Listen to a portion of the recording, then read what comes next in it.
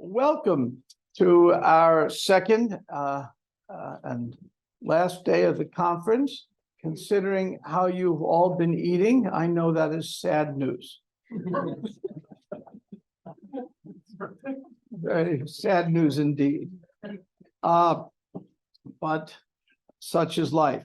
So this is Cosmology of the Bhagavad Purana, current research on history, philosophy, and science. Yesterday was our science day with, I think we had 19 speakers, 5 new speakers, 15 BI veterans, and we covered topics of cosmography, cosmogony, chronology, astronomy, Vedic tradition as enhanced by contemporary scholarship, etc. Today is our philosophy day. Everyone here, get in the right mood, assume the pose of the thinker just for a moment.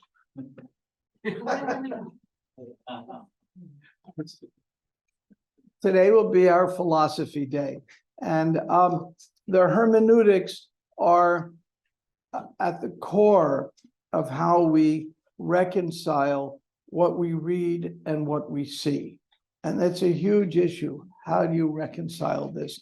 And we're going to examine it today, and we're going to try to have more panel time to have some discussions. And of course, during breaks and lunch, we'll have many animated discussions. I'd like to introduce the session 4 moderator, Pacharananda, Dr. Jonathan Banks. And there you are, sitting in front of me. Okay, he has a BA and a master's from Department of Geological Sciences at the University of Florida, as well as a doctorate in natural science from the I Can't Pronounce It Institute in Berlin. Yeah, that actually is the name of the institute. Just to be correct, but I can't say I can't pronounce it in German. It's one page. His research centered around fluid rock interactions in natural systems from a thermodynamic and aqueous geochemical perspective. I'm not going to explain that. He recently retired from a 15-year career in academics, where I know he was at the University of Waterloo, University of Alberta, running a major research project on involving geothermal wells. And he had a very significant position with a staff and researcher and all kinds of grants and great opportunities. And he gave it up in the mood of a Vaishnav and moved here to become a humble teacher at the Bana Academy at New Raman-Reti. And he with a very humble stipend that none of us could ever live on. And he teaches math, science, and don't mess with him, martial arts. I've been messing though, at the Bhaktivedanta Academy in Alachua. He's also one of my dear personal friends, and he's has taken up the noblest of every science, which is geology, spoken by a geologist. Yeah, okay, because it is the only science that is, oh, you're going to hate this, that is down to earth. Okay, sorry about that.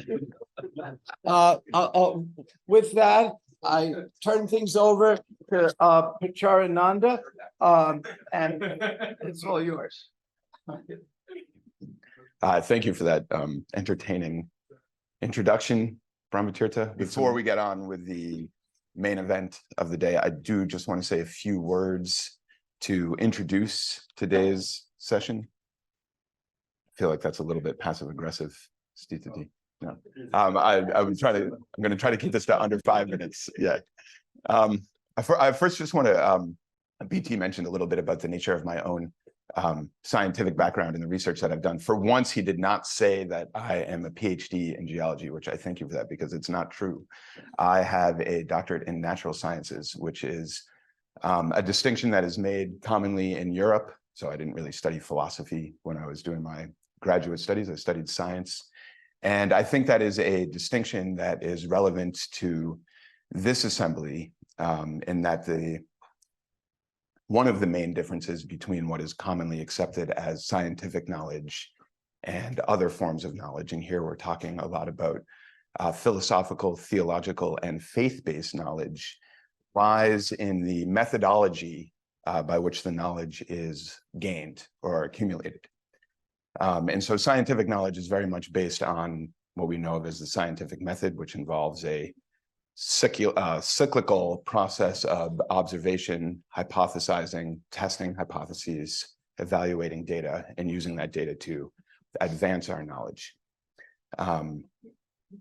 And in this way, scientific knowledge by nature is inconclusive. This is a feature of scientific knowledge, not a bug of scientific knowledge, is that through the scientific method, we can never really arrive at a factual or a substantive conclusion. There's always room to accommodate new evidence as new technology and new ways of perceiving matter come into play. And just as a side note, the reason why geology is in fact the reigning monarch of all sciences is because we have the most access to the earth as a means of observation. So everything that we are able to perceive and directly interact with is in and of the earth.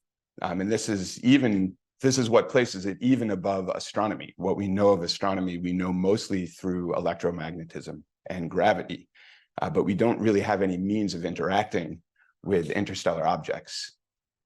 So therefore, geology remains the reigning monarch, gender neutral monarch of all sciences. But given that scientific knowledge is by definition inconclusive, it cannot supersede other forms of knowledge, even though we use scientific knowledge in more of a utilitarian way than we do other forms of knowledge.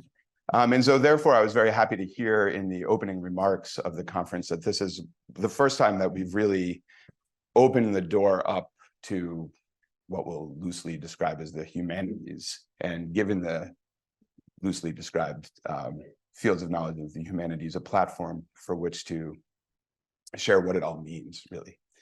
And so in that mood, or with that understanding, today's sessions are about hermeneutics. And so this is a different way of accumulating knowledge. So we've talked about some scientific knowledge, but now we're asking questions that involve different methodologies. And we see that in our own research, although we talk about science a lot, we are completely unequipped to do any real scientific research on the topics at hand. We have no infrastructure for this. We have very little training in how it should be done.